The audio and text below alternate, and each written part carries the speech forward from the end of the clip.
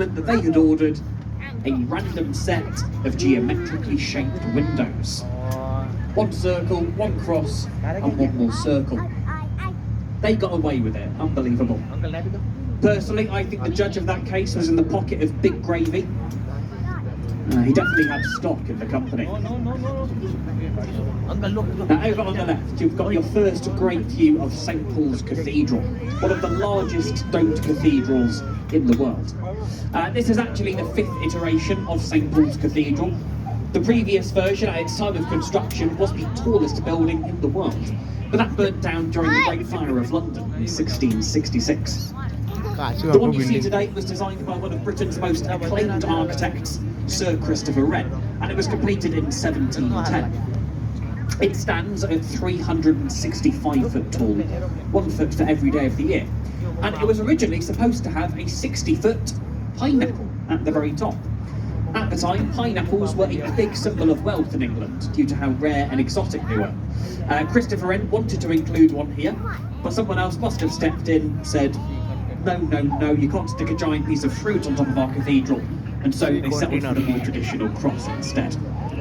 However, if you look just to the left of the dome, you can see 2 towers with small golden shapes at the top.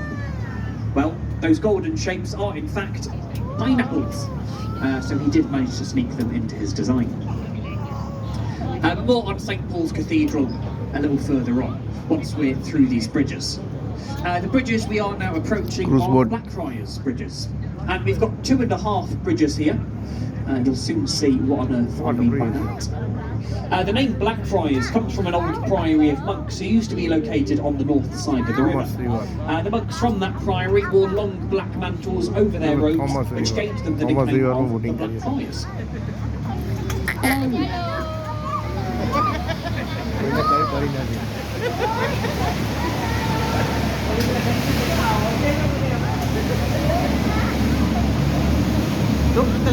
So take a look to your left and right. You will find these mysterious red columns. Why are they there, Jordan? What is their purpose, I hear you will cry. I'm going to let you ponder on that, and I shall reveal all on the journey.